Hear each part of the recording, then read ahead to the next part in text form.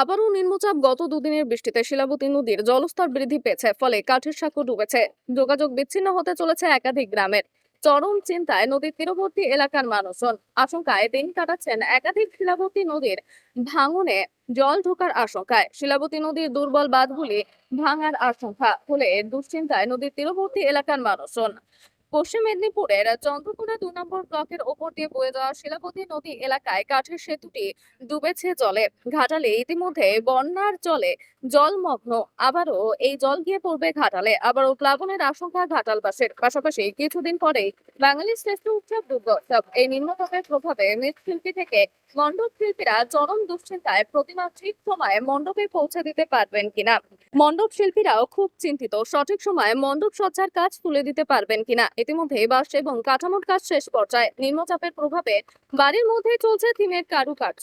প্রস্তুতি তুঙ্গে। অসুর হয়ে দাঁড়িয়েছে নিম্নচাপের বৃষ্টি। শাকসবজির দাম বেড়েছে। নিম্নচাপের বৃষ্টির ফলে নষ্ট হচ্ছে বিঘার পর বিঘা ধান জমি। তার মধ্যে আছেন, এই যে কাঠের সাঁকো ডুবে যাচ্ছে, কি বলবেন? এই জীবনের ঝুঁকি নিয়ে যাতায়াত করছেন। জীবনে ঝুঁকি নিয়ে যাতায়াত করতে বলতে কী করবো? আমাদের তো এইটি পথ, আমাদের এর উপর দিয়ে পেরিয়ে মানে বাজার হাট সবই যেতে হয়। আমাদের এইটি হচ্ছে নিরাপত্তা পথ।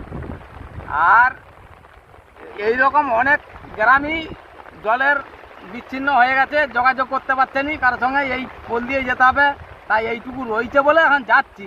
যদি এইটুকু ভেঙে চলে যায় আমাদের নিরাপত্তা হয়ে গেল। তাহলে কী করে এভাবে বাঁচা যায়? এইভাবেই আছি বেঁচে, আর কি করব? জীবনের ঝুঁকি নিয়ে যাতায়াত করছেন। জীবনে ঝুঁকি নিয়ে তো যাতায়াত করতে হবে। এই তো নদীতে জল বেড়ে গেছে, বন্যা হয়ে গেছে, নাহলে পেরাবো কী করে? জীবনে এখন আমাদের এই তো যাতায়াতের পথ, এখন জীবনে ঝুঁকি নিয়েই পেরাতে হবে, না তো পেরানো যাতায়াতের পথ তো নেই, আর কোনো উপায় নেই। মানে একমাত্র মাধ্যম। হ্যাঁ, একমাত্র মাধ্যম আমাদের এইটাই। আমাদের এখান থেকে ভগবন্তপুর সব হাট বাজার সব আছে, আমাদের ওখানকেই যাতায়াত করতে হয়। জীবনে ঝুঁকি নেই, এখন যাতায়াত করতে হচ্ছে। এই যে এই যে ডুবছে কাঠের সাঁকো, কতগুলি গ্রামের যোগাযোগ বিচ্ছিন্ন হবে? মোটামুটি আছে যোগাযোগ, ধরো 15-20 গ্রাম, 15টা-20 গ্রামের যোগাযোগ ব্যবস্থা বিচ্ছিন্ন হয়ে যাবে। এটা ফের আবার নিম্নচাপ, আবারও বন্যা। হ্যাঁ। তো এই নদীর তীরবর্তী তো বসবাস। তো কি বলবেন, কতটা চরম সমস্যার মধ্যে আছে? আমাদের তো একবার হয়েছিল, তখন তো 3 দিন কি 4 দিন ডুবেছিল, তখন তো মহা বিপদ। শরীর খারাপ হলে যাতায়াতের ব্যবস্থা নেই। আবার ফের চরম সেই একই ব্যাপার। এই যে সাঁকো ডুবে যাচ্ছে, এবার আমাদের যাতায়াত হবে কী করে, সেটা বেশি চিন্তা।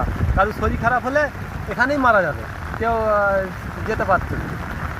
প্রায় 15-16টা গ্রামের যাতায়াত হচ্ছে এখানে।